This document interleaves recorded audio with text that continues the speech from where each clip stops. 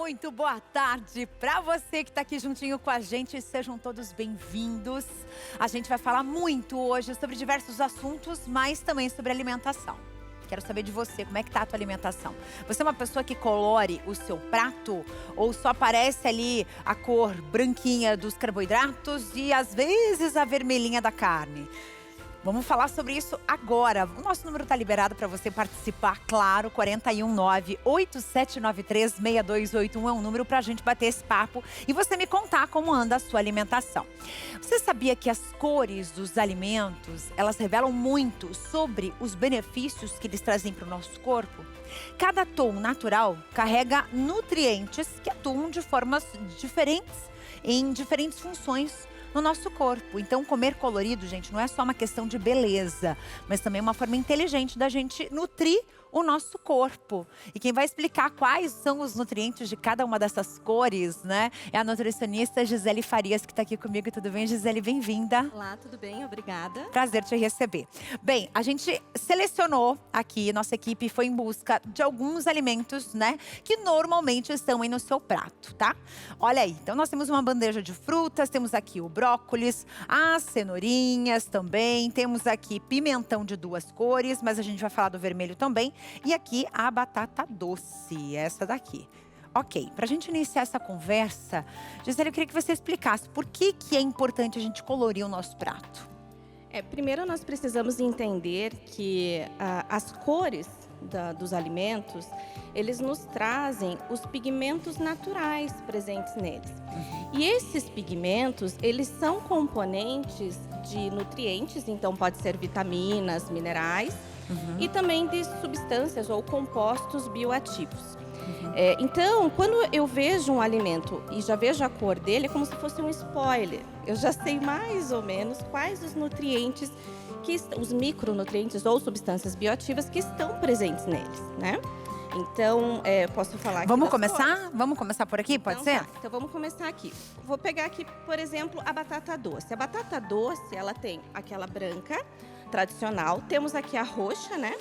E também tem aquela amarela, em algumas regiões, laranjada, né? Laranja, doce. Exatamente. Essa é bem docinha, né? Todas elas vão ter aquele componente básico que são os carboidratos, as fibras, né? Potássio, vitaminas do complexo B. Mas as cores nos trazem, por exemplo, as roxas vão ter antocianinas, que são antioxidantes potentíssimos para o nosso organismo. Antocianinas estão relacionadas com a nossa saúde cardiovascular, com a nossa proteção contra o envelhecimento precoce também. E quando eu vejo, então, a batata doce e eu vejo a uva roxa, então eu já sei que também tem essas antocianinas, né? Por mais que seja, no caso aqui, a casca, ela é mais branquinha dentro. Mesmo assim, ela vai manter essa antocianina. É ótima pergunta, porque aí eu preciso consumir a casca. Porque se eu for retirar a casca, eu vou retirar esse componente. Certo. E aí a gente entra para uma outra questão, que é a questão dos agrotóxicos, a fazer a higienização dos alimentos, né? Antes de consumir, para a gente reduzir. O ideal esse é impacto. comer com a casca. Caso Isso. você não consiga, você vai ter consciência que você vai estar perdendo um pouquinho desses nutrientes, né? Isso mesmo. Inclusive, aqui eu já vou pegar então o link com a maçã. Porque a maçã, essa corzinha dela, também tem os antioxidantes, os flavonoides. Então, a maçã ela é muito rica em quercetina. Quercetina é um composto bioativo muito importante para quem tem reações alérgicas, por exemplo. Ele é um antihistamínico que a gente chama natural. Só que a maior concentração de quercetina está na casca. Então, por exemplo, às vezes a gente até orienta a fazer chá de casca de maçã. É verdade. Né? Muita gente, inclusive, vende a casca seca da maçã para fazer chá. E aí tem pessoas que só consomem ela descascada, né? Então, essa questão das cores é muito importante. Mas eu volto a dizer que é muito importante seguir as recomendações, né, da Organização Mundial da Saúde com relação à higienização dos alimentos, né? Com a água sanitária, para que a gente possa consumir com maior segurança.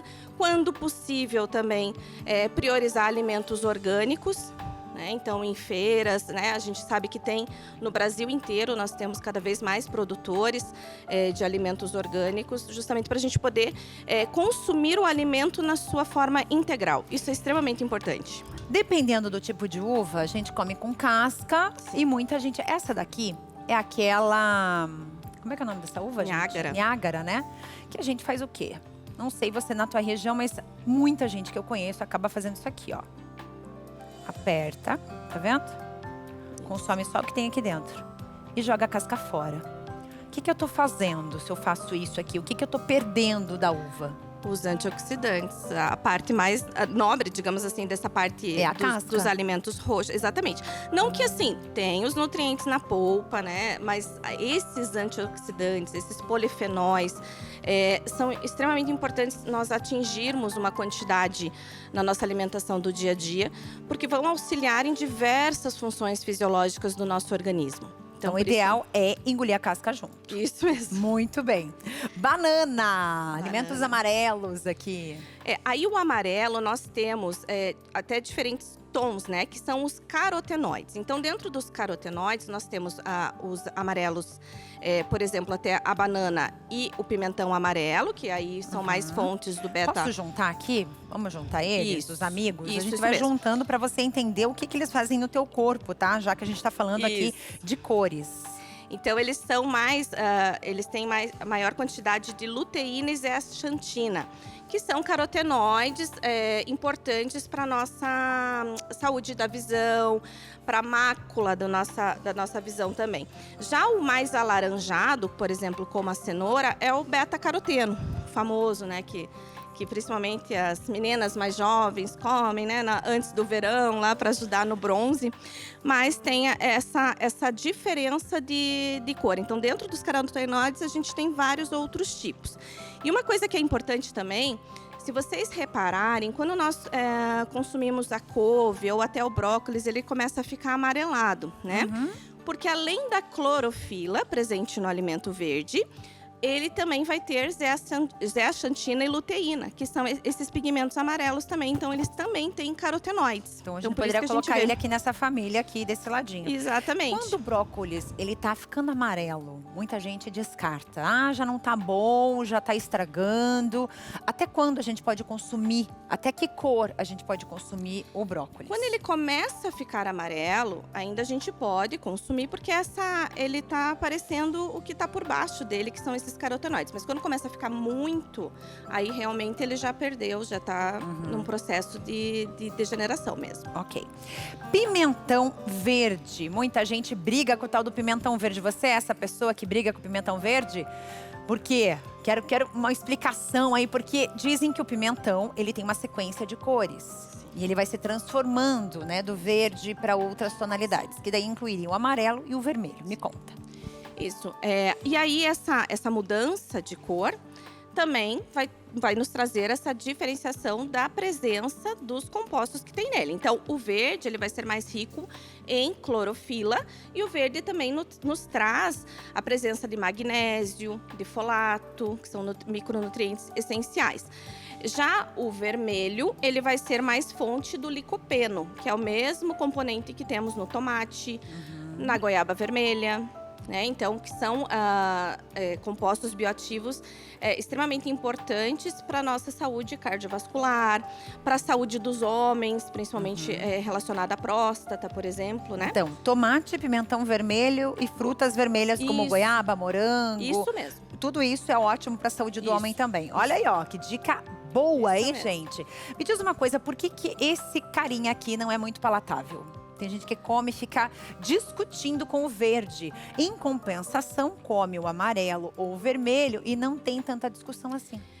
Por conta porque o verde, ele é mais o conceito mesmo do verde, ele está mais imaturo, inclusive para o nosso processo digestivo. Então, conforme ele vai maturando, vai mudando de cor, ele vai inclusive se tornando mais fácil para a nossa digestão também. E são bem mais caros. Sim. Gente, é o mesmo produto, tá? É o mesmo produto, esses dois. Esse daqui é menos da metade do preço. Esse aqui é mais que o dobro. E aí a gente fica pensando, né? Na hora que você precisa colocar um pimentão na comida, eu vou no mais barato, mas aí vem essa questão da dificuldade gástrica, de você digerir o pimentão verde, que no caso do amarelo e do vermelho é muito mais fácil. Isso mesmo, isso mesmo. Então dificulta bastante, né? Tem que prestar atenção nisso. Às vezes o molho sai mais caro que o peixe, nesse caso aqui, né? Mas na verdade, também eu acho que vai do processo do cozimento. E aí também quando eu tenho muito processo de dificuldade de digestão, aí nós, como nutricionistas, nós já nos alertamos com relação ao porquê que está com essa dificuldade de digestão. Será que não está mastigando corretamente? Será que acaba substituindo também, né? Isso, será que não está faltando enzimas digestivas? Então também tem que... É claro que ele vai ser, por si só, um pouco mais indigesto, mas não é para ser algo também... A não ser que coma cru. Daí o ideal é consumir mais cozido mesmo, ajudar nessa parte da digestão. Tirar a sementinha dele e a casca, por exemplo, um pimentão verde assado diminui tudo isso que você está me comentando? Isso, aquela sementinha, aquela partezinha branca interna. Aí a gente retira mesmo. Entendi. Para facilitar. Adorei conversar contigo, que papo bom. Quer dizer, aqui a gente teve várias dicas de como fazer, inclusive, os alimentos e o que cada uma dessas cores podem fazer por vocês que estão aí do outro lado. Muito obrigada, viu, Eu Gisele? que agradeço. Prazer te receber. Seja sempre bem-vinda, Prazer é meu, viu? obrigada. Bom demais. E agora a gente vai viajar. Vamos lá para Antonina? Antonina é uma das áreas aqui do litoral do nosso Paraná. E a gente vai acompanhar como foi a tradicional festa de Nossa Senhora do Pilar. Uma celebração, gente, que acontece desde a construção da igreja, lá em 1715. A gente vai ver na reportagem de Lucas Marconsoni. Olha só. Antonina, a histórica cidade litorânea do Paraná, viveu dias de intensa devoção e festa em homenagem à padroeira Nossa Senhora do Pilar. A celebração, que se mantém fiel à data original desde a fundação da igreja, dedicada à santa em 15 de agosto de 1715, é um verdadeiro elo entre o passado e o presente, preservando costumes que atravessam gerações.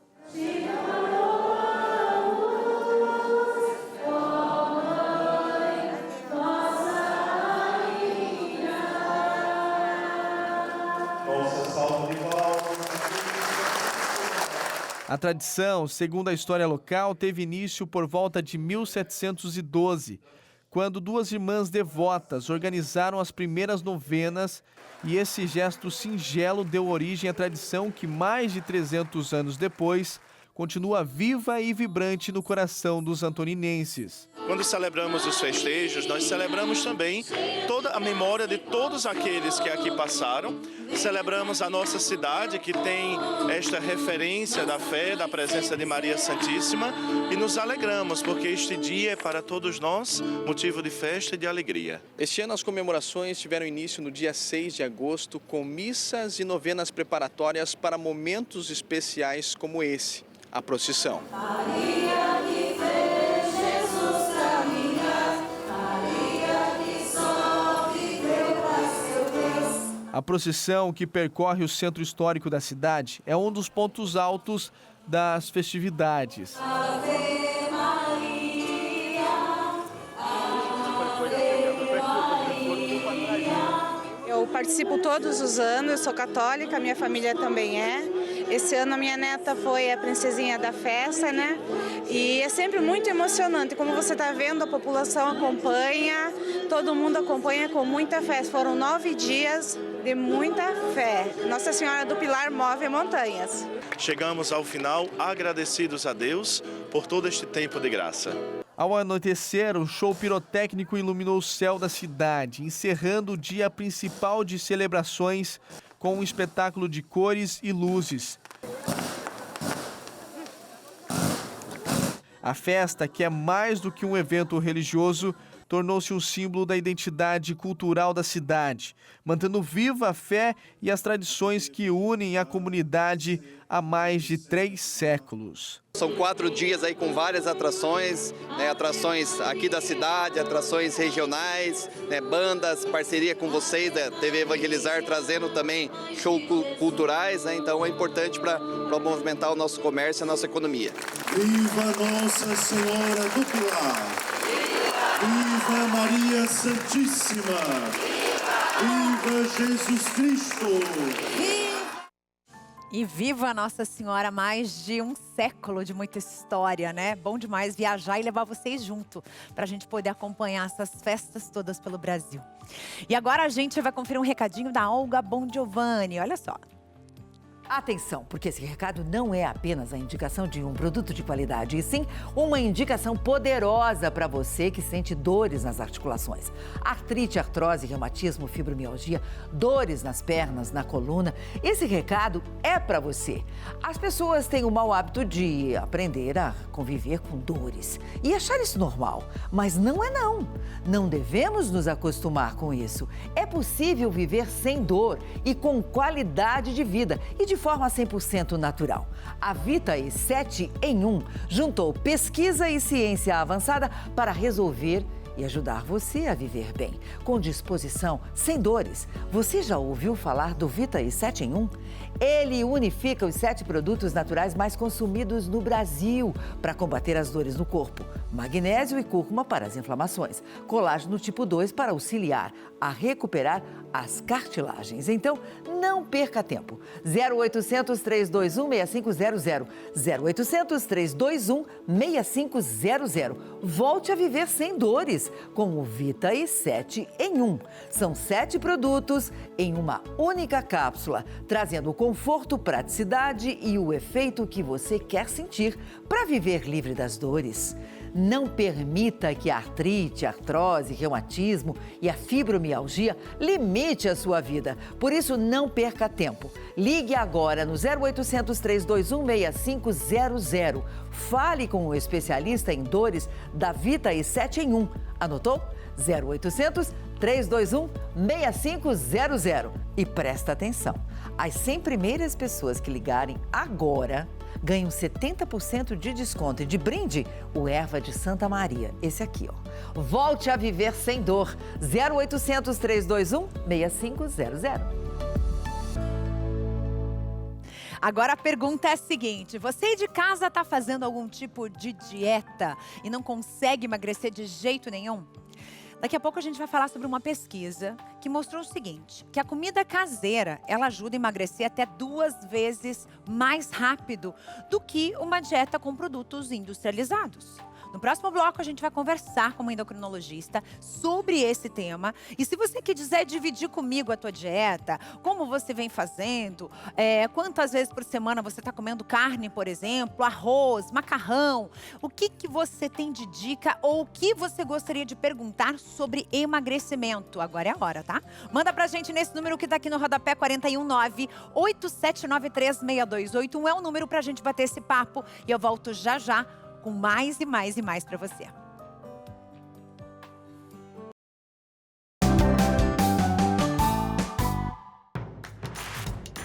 Não perca mais nenhum vídeo da TV Evangelizar. Inscreva-se agora.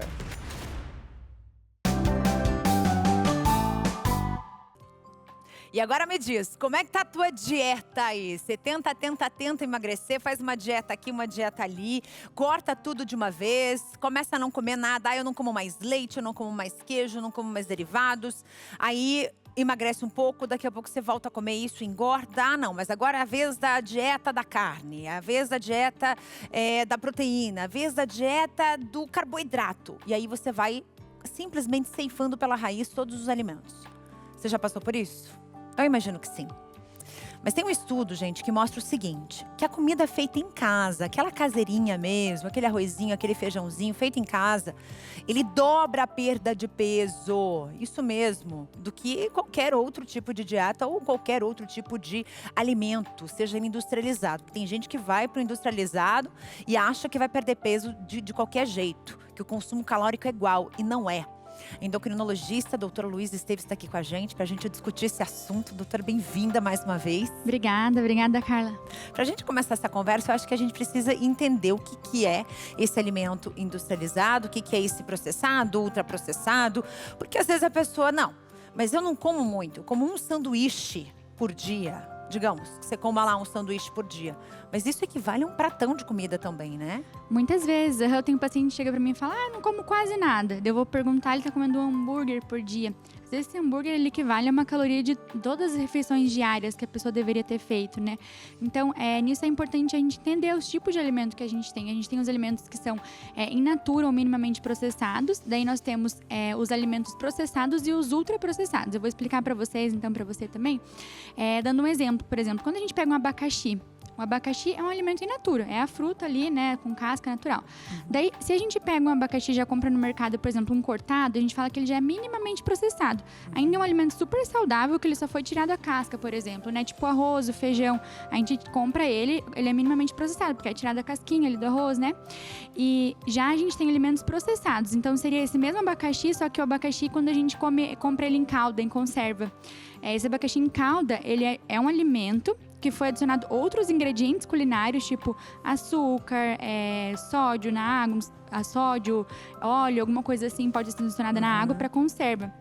Então, alimentos que são adicionados outros ingredientes, eles são falados que são processados. E já os ultraprocessados são alimentos que a gente nem reconhece, são comidas que a gente nem reconhece que alimento que é aquele, na verdade. Então, por exemplo, um suquinho de abacaxi, aqueles suco em pó, assim, se você mal sabe de onde veio aquilo. Então, quando é uma Ou coisa... como foi feito, Como né? foi feito. Então, quando é uma mistura de muitos e muitos ingredientes, tem conservante, a gente fala que é um alimento ultraprocessado. Então, o abacaxi é inteiro ali, é in natura, igual as frutas que vocês mostraram, né, no episódio anterior ali. Daí, quando ele tá cortado, então, ao pedaço em calda, ele é processado, porque já é adicionado outras coisas. E o suco de abacaxi em pó é uma coisa que a gente nem sabe o que foi colocado. Então, ele já é ultraprocessado. Então, às vezes, o ultraprocessado, ele pode custar... Pode não, né? A gente sabe que custa muito mais barato, né? Do que um alimento natural. Mas ele vai ter um efeito muito pior no nosso organismo. Então, vamos voltar no exemplo lá do nosso sanduíche. O sanduíche, ele é absorvido de maneira diferente do que um prato de feijão com arroz contendo a mesma caloria? O organismo age de maneira diferente? Isso é bem legal. Muitas vezes sim. Por exemplo, se for um sanduíche, um hambúrguer, uma carne ultraprocessada, ali, carne moída com... A gente nem sabe o que vai naquele hambúrguer ali. Sim, porque o que acontece? Os alimentos ultraprocessados, quem faz não está pensando na saúde de quem come. Quem faz está pensando em vender mais. Então, o que eles têm? Eu vou citar duas diferenças que são as principais, que fazem com que eles sejam absorvidos e interpretados pelo nosso corpo de forma diferente. Então, eles têm menos água, esses alimentos, em geral, e eles têm muito mais caloria por grama.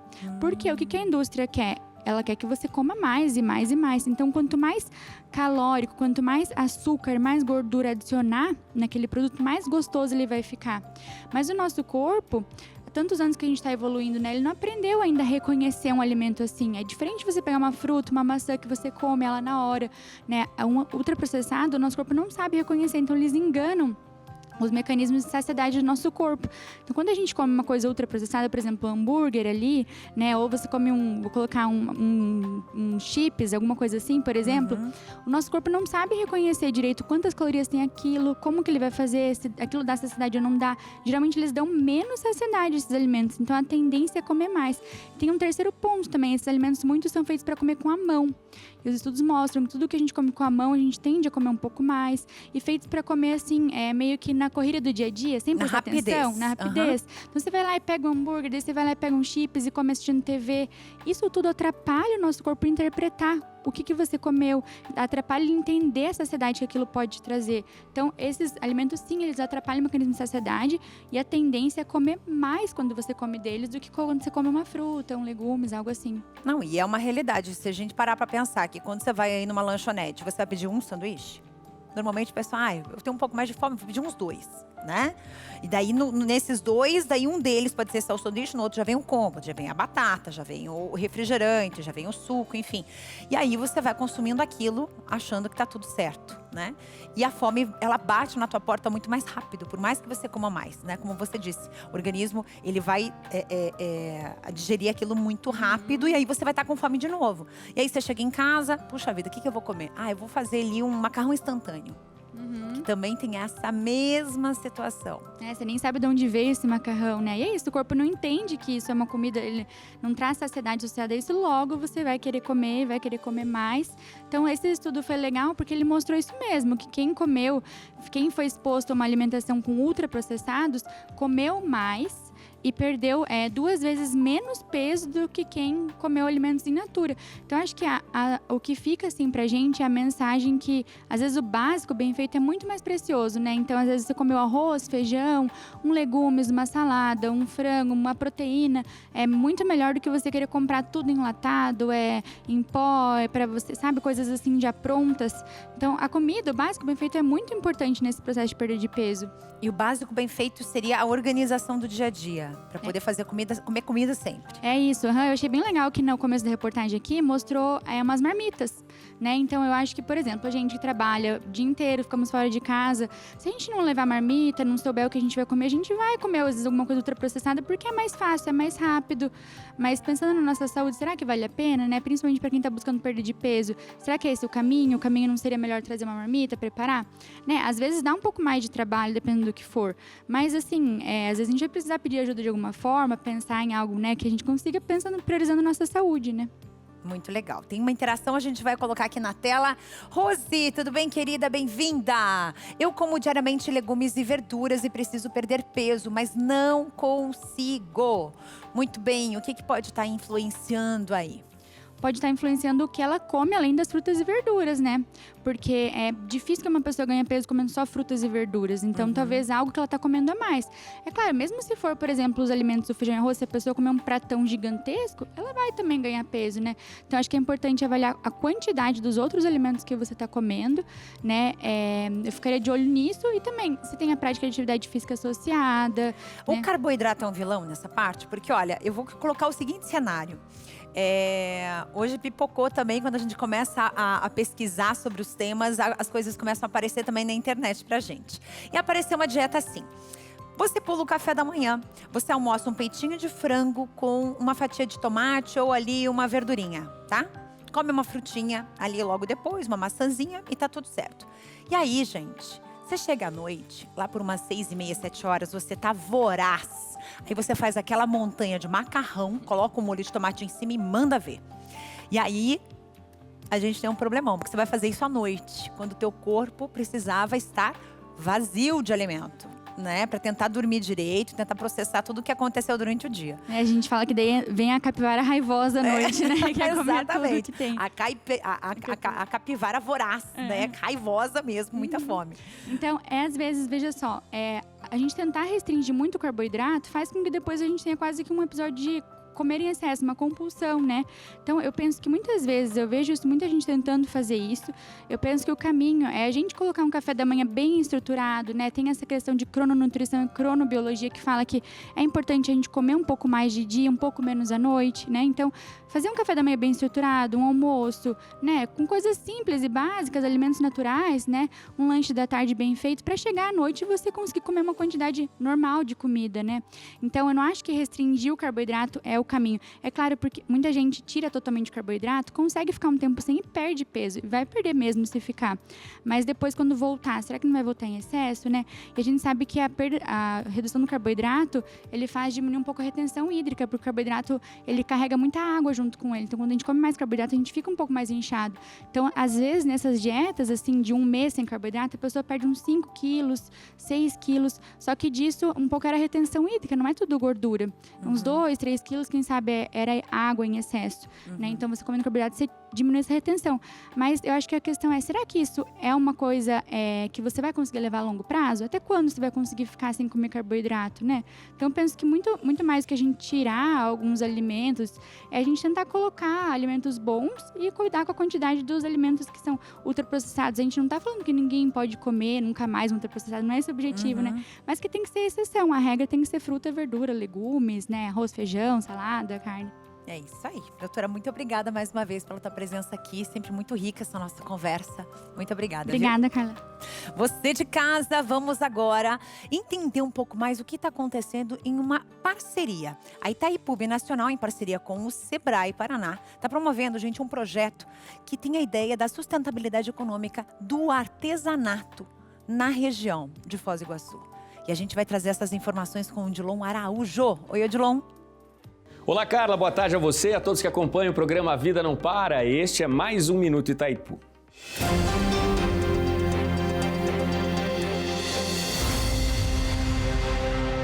Associações de artesanato do mercado público barrageiro deram início a uma capacitação de 8 meses para melhorar a gestão de negócios. O programa, oferecido pela Itaipu numa parceria com o Sebrae Paraná, pretende aumentar a competitividade e promover a sustentabilidade econômica do artesanato na região.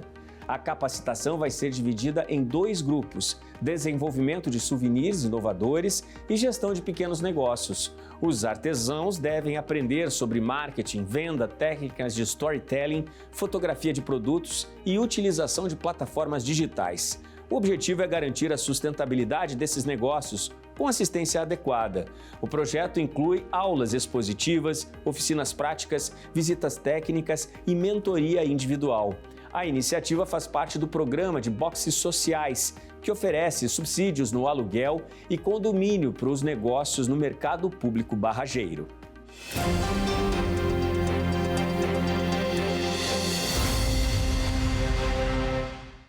Alô você do Rio de Janeiro, os cariocas de plantão. Hoje, às 15 horas, a Assembleia Legislativa do Rio de Janeiro promove uma sessão solene para celebrar 2 marcos da história, viu, gente? 450 anos da criação da Prelásia e 350 anos da criação da Diocese do Rio de Janeiro. Será um momento especial de muita fé, de história e de gratidão por toda essa história vivida, reunindo autoridades religiosas e civis para reconhecer a importância da igreja para o município e também para o povo. Anota aí o endereço, tá? Rua da Ajuda, número 5, plenário da Alerj, no Rio de Janeiro, segunda às 3 da tarde, hoje às 3 da tarde, tá? Então, um beijo para você que está aí no Rio de Janeiro nos acompanhando pelo canal 16.1. Muito obrigada sempre pela audiência. Agora vamos de recadinho com o Luquinhas. Carlinha, boa tarde para você. Excelente tarde para você que nos assiste nesse momento. É importante a gente falar de saúde e falar do magnésio é trazer para você o benefício do mineral da vida, aquele que ajuda você no alívio das dores crônicas. Isso porque ele ajuda a diminuir o impacto que as articulações podem causar quando há desgaste progressivo. Se hoje você sofre com aquela irritação, com desgaste, com inflamação nas juntas, nas articulações, você precisa do magnésio. Primeiro, que a ação anti-inflamatória vai ajudar você a reduzir essa inflamação, diminuir e trazer alívio para as suas dores e ainda ajuda também no equilíbrio do líquido sinovial, que é um líquido que vai cobrir e revestir a cartilagem óssea, impedir aquele contato de osso com osso e trazer para você mais mobilidade, alívio das dores e melhorar ainda mais qualidade de vida. Qualidade de vida realmente é isso. É você ter uma vida tranquila, sem preocupações excessivas e sem dores. Por isso, pega o telefone, não perca tempo e ligue 0800 591 8773. Pede já o magnésio quelato para você. Você vai pedir direto do laboratório. Vou mandar para você hoje com entrega gratuita. Você não vai pagar o frete, não paga a ligação, também é grátis. Não pode ligar sem crédito. Do celular, pega o telefone, liga 0800 591 8773. Ligou agora, além de frete gratuito, garante 2 presentes. Eu vou te mandar 4 meses do Cálcio.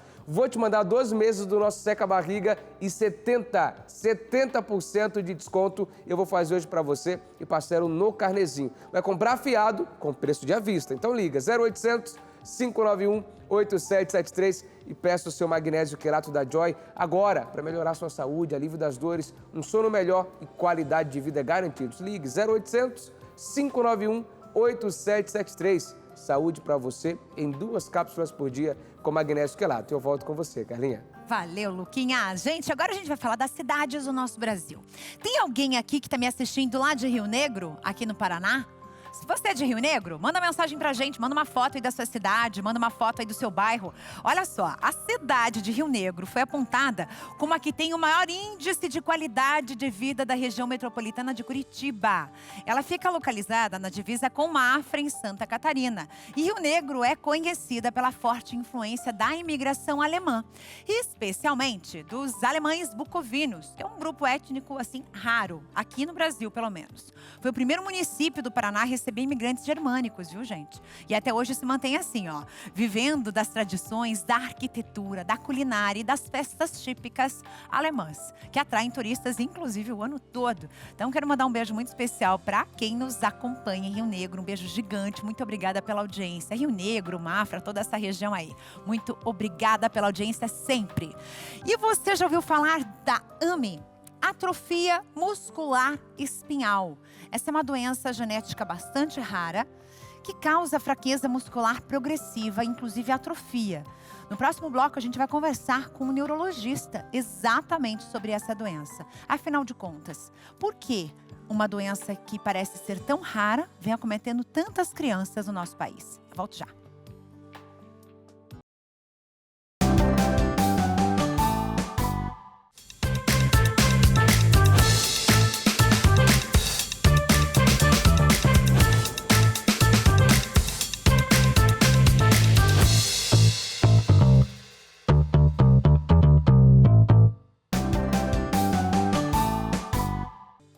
E a gente está de volta para falar sobre a AME. Essa doença rara, uma doença difícil, triste para quem está sofrendo com ela, principalmente para a família das crianças que sofrem. É a atrofia muscular espinhal. É uma doença genética rara, causa muitos sintomas, entre eles fraqueza muscular, que é progressiva, vai piorando com o tempo. E os sintomas, eles vão aparecendo entre 6 meses e 18 meses de idade, quando a criança ainda é pequenininha. As crianças, elas às vezes conseguem sentar, mas não conseguem andar, não conseguem se locomover sem apoio. E ainda podem ter problemas respiratórios bastante graves, tá? A gente vai para Londrina agora, vou te levar para lá com o Dr. Leonardo Valente, que é neurologista, tá aqui com a gente. Tudo bem, doutor? Bem-vindo, muito boa tarde. Pra gente iniciar essa conversa, eu queria que você me explicasse. A AME, a gente comentou aqui que é uma doença rara, mas a gente percebe uma quantidade de casos, assim, pipocando, né? São crianças que muitas vezes se mantêm muito saudáveis até esse período de vida e, de repente, começam a ter esses sintomas. Oi, Carla. Primeiramente, agradeço a oportunidade, o espaço para que a gente possa fazer essa informação chegar à maior parte das pessoas que podem se beneficiar. Agradeço aí a TV Evangelizar, agradeço o programa de vocês, né? E a vida realmente não para. Agradecer também a Associação Médica de Londrina, que pôde intermediar para que possamos realmente fazer essa informação chegar. Então, a atrofia muscular espinhal é uma doença genética, uma doença rara, mas que tomou uma proporção muito grande nos últimos anos, e são diversos os fatores, né? Essa doença, ela pode estar presente já dentro do útero da mãe, né? O feto, ele já pode apresentar alguns sintomas, é o que a gente chama a doença de tipo 0. E ela pode se apresentar, os sintomas podem surgir até na idade adulta. Então, é uma doença que se fala que ela surge mais na infância, ao nascimento, ou ali após os primeiros meses de vida, porque realmente é a faixa etária mais da população. Mas ela pode estar presente em qualquer momento da vida e ela continua sendo progressiva, continua sendo uma doença potencialmente grave, se não feito tratamento medicamentoso ou tratamento de reabilitação, né, utilizando todas as outras profissões da área da saúde. Então ela pode sim, nós dividimos ela em tipo 0, quando os sintomas iniciam no útero, tipo 1, quando ele está presente ao nascimento, tipo 2, nessa faixa etária que você comentou, tipo 3, quando já acometem jovens e adultos jovens, e tipo 4, quando ela surge na idade adulta. E existem particularidades para cada uma dessas fases. Certo, doutor, essa é uma doença que muita gente acaba publicando muitas vezes na internet, contando uma realidade que está vivendo, muitas vezes com os filhos pequenos, e aí vem as vaquinhas, né, que começam a rolar na internet para que a pessoa ela possa tratar o seu filho, e é isso que eu queria entender. É uma doença cara no tratamento? Carla, ela é uma doença cara, mas não tratar torna mais caro ainda, né? E assim, essas vaquinhas, elas tomaram grandes proporções relacionadas à fase, principalmente antes do medicamento, ou dos medicamentos, melhor dizendo, estarem disponíveis. Hoje nós possuímos 3 medicamentos que já estão disponíveis para os pacientes, inclusive do SUS. Mas como eu comentei inicialmente, os tipos da doença que não estão incluídos em todos esses tratamentos. Então nós temos um medicamento que ele é utilizado para um dos tipos, nós temos outros 2 medicamentos que podem ser utilizados para qualquer um dos tipos, mas quando se fala do SUS, não é só o medicamento estar aprovado pela Anvisa ou ter realmente uma comprovação de que ele tem benefício para essa população que fará com que o medicamento seja incorporado às terapias, né, cedidas pelo SUS.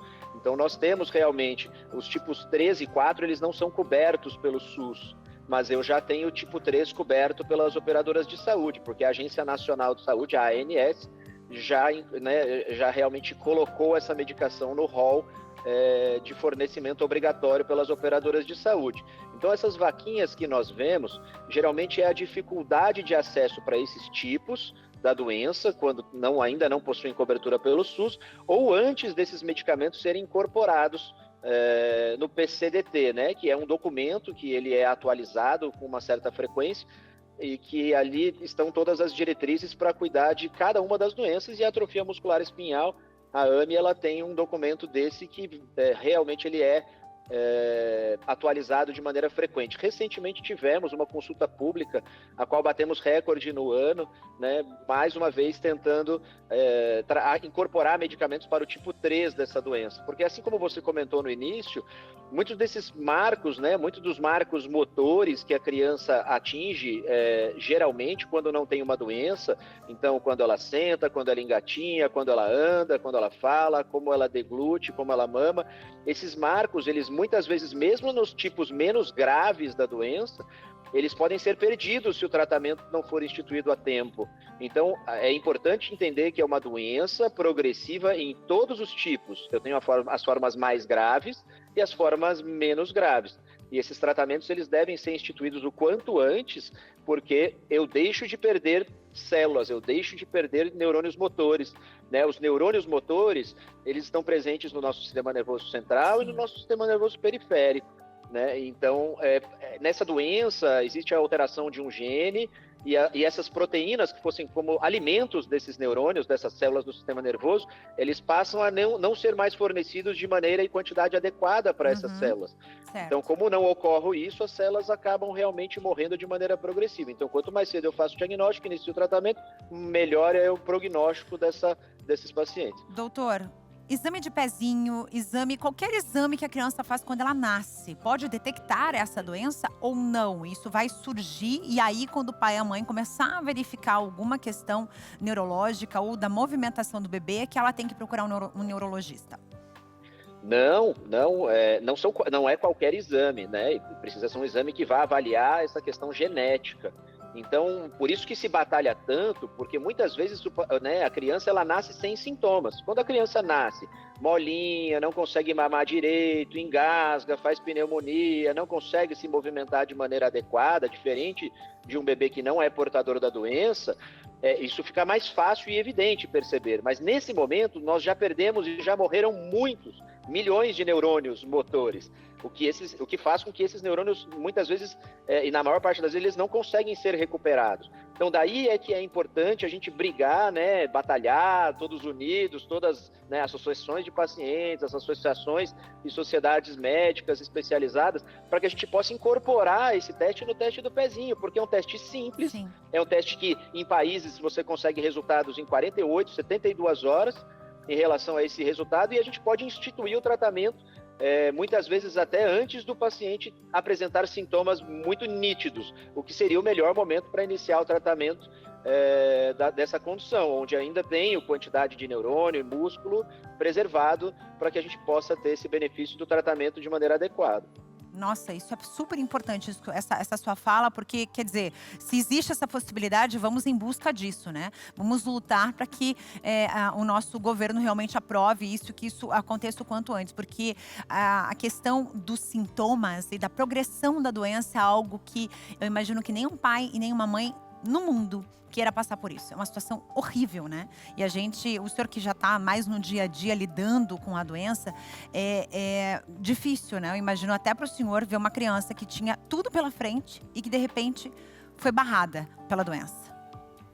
Mas esse momento atual que vivemos é um momento muito bom, né? Ele traz um certo sofrimento, essa angústia pela busca do tratamento, pacientes que ainda não podem receber esse tratamento por uma diretriz, né? Por uma questão burocrática, política, e que também tem todo sentido, a gente tem que debater essa situação. Mas hoje nós temos tratamento, e quando o diagnóstico é feito, por exemplo, Brasília, Minas Gerais, São Paulo, já incorporando no teste do pezinho mesmo, né? Hoje, por exemplo, no Paraná, nós temos 7 doenças só que são diagnosticadas pelo teste do pezinho, mas existem estados que a gente está beirando 60 doenças já diagnosticadas, assim como a AME, diversas outras doenças que têm tratamento e que, né, muitas vezes precisam ser feito esse diagnóstico quanto antes para evitar que os pacientes evoluam, muitas vezes com condições irreversíveis. Tá certo. Doutor, muitíssimo obrigada pela tua presença aqui. Quando desceu o mapa, aliás, quando subiu o mapa, ir para lateral, na verdade, né? O senhor está em Londrina, a gente está aqui em Curitiba. Eu convido você a chegar aqui no nosso estúdio para a gente se conhecer pessoalmente, tá? Muito obrigada. Eu que agradeço. Muito obrigado e, mais uma vez, obrigado pelo espaço e fico à disposição. Puder ajudar, é só me contactar e a gente tira essas dúvidas e vamos ajudar a todos. É isso aí. Muito obrigada, doutor. Um abraço. Até mais. Viu só que legal? E agora eu te convido para a gente conhecer uma história importante. A gente vai conhecer a história da Maria Heloísa. Ainda na infância, ela foi afetada por uma doença rara, como essa que a gente acabou de citar, onde saíam pequenos galinhos na cabeça dela. E hoje ela tem um livro, Os Galinhos na Cabeça, que conta a história da sua experiência pessoal, que foi registrada pela sua mãe na época. Olha só essa história linda. Provavelmente você já ouviu essa expressão. Essa história dava um livro. E olha, a da Maria não só dava, como virou um livro. Esse livro, ele retrata um período da minha infância. Quando eu tinha 3 anos de idade, eu tive uma doença rara. Que se chama, na verdade, histiocytose X. Protuberâncias, assim, que apareceram no crânio, daí até o nome, né, do projeto, apareceram galinhos na cabeça. E foi durante o tratamento que a Fábia, mãe da Maria, ia escrevendo e anotando tudo o que estava acontecendo e o que a pequena na época falava. Eu olhava o que estava acontecendo à minha volta de outra forma. Eu utilizava toda a minha criatividade, minha imaginação. Como existiam coisas que os procedimentos do dia a dia iam fazendo com que ela dissesse coisas até engraçadas. Pô, meus galinhos já saíram da minha cabeça, estou pendurada de novo aqui, mais um dia de exames. A gente foi anotando todas essas coisas. No final, tínhamos uma história. E para dar vida ao livro, o Guilherme foi convidado para ilustrar o exemplar que levou cerca de 1 ano para ficar pronto. Uma oportunidade para o ilustrador de levar alegria e conforto para as crianças que estão na luta contra o câncer. Para que elas entrem dentro desse livro, façam uma imersão nessa história e que o livro seja um companheiro, que ela esteja ali sempre com o livro na mão, como se fosse uma boneca, que ela possa estar vendo sempre as imagens. Em Galinhos na Cabeça, escrito por Fábia, a protagonista enfrenta as adversidades como se estivesse em um parque de diversões, pendurada em um trapézio ou em uma montanha-russa. A gente quer mostrar toda essa fase delicada de uma maneira não como um adulto olharia, mas como uma criança olha para isso, sabe? Como essa criança convive com tudo isso e consegue tratar de uma forma muito mais leve, muito mais divertida. Com o livro, mãe e filha tentam passar esperança e informação para as famílias e crianças que estão passando por um momento difícil. É uma história que a criança vai se identificar, porque é uma história que a criança está contando para outra criança. Eu acredito que esse livro é muito mais do que cores e palavras. Eu acho que é um abraço, é uma palavra amiga. Enfim, todas as pessoas, todas as crianças, principalmente, que estão passando por um momento difícil. Eu acho que é um projeto incrível e que foi criado com muito carinho.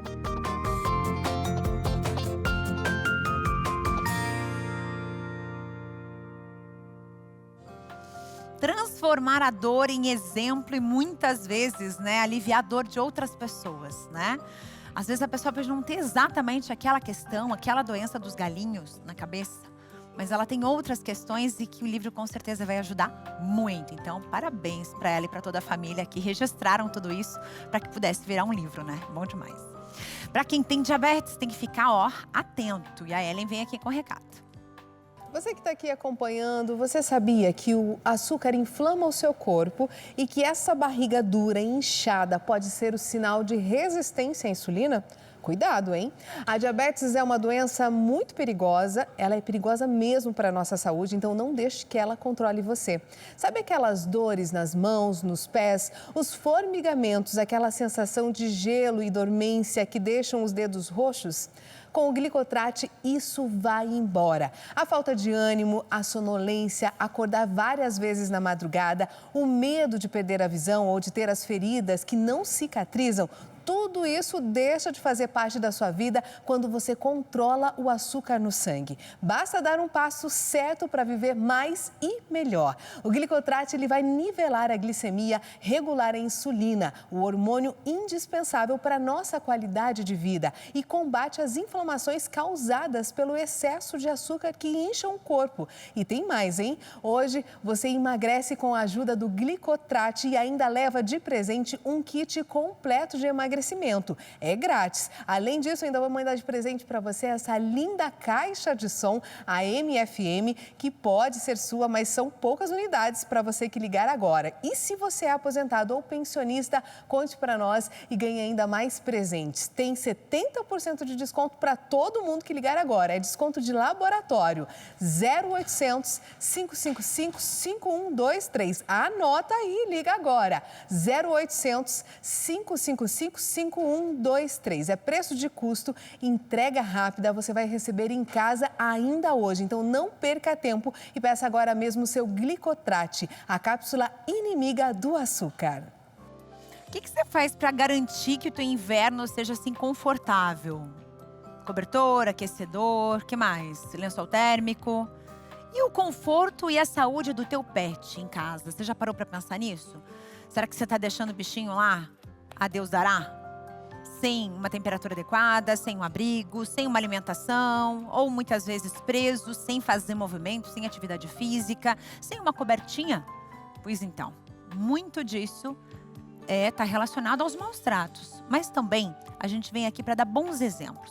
A gente vai te levar para Cascavel, onde a nossa repórter, a Franciele Tien, conversou com veterinários que trazem essas dicas para a gente ter um pouquinho mais de atenção.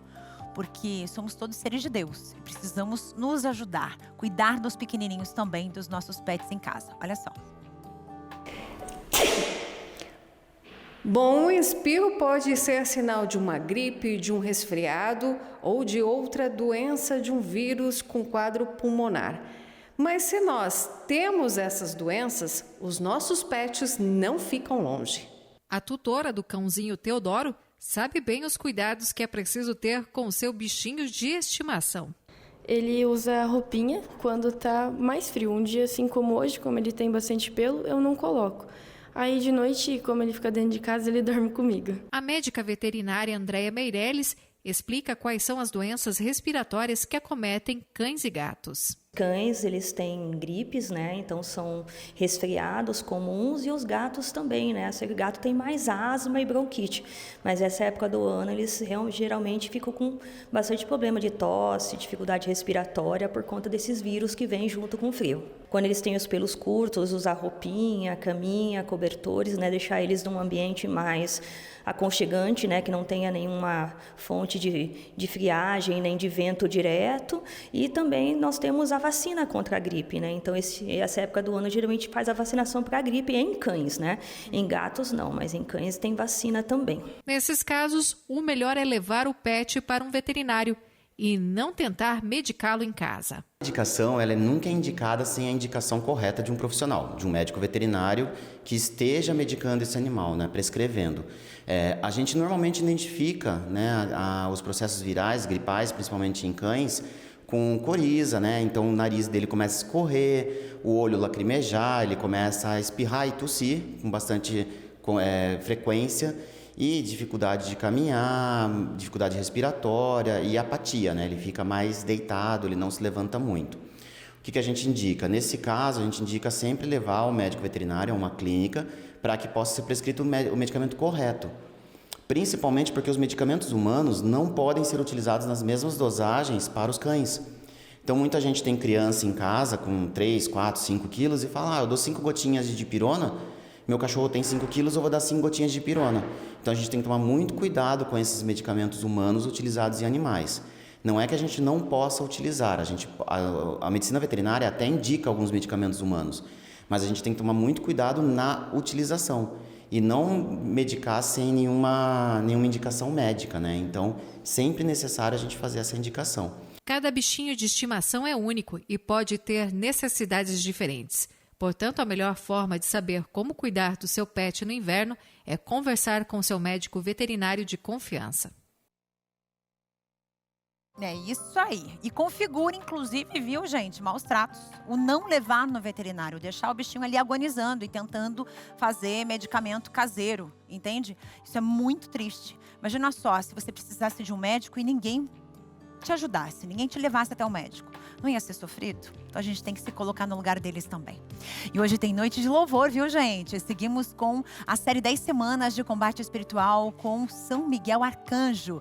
E a presença ilustre aí do padre Anderson Gomes, de Cariacica no Espírito Santo, do diácono Rômulo Canuto e também do cantor Dago Soares e do Ministério da TV Evangelizar. Portões abrem às 17h30. Você está aqui próximo da nossa região, venha e aproveite esse momento de muita fé.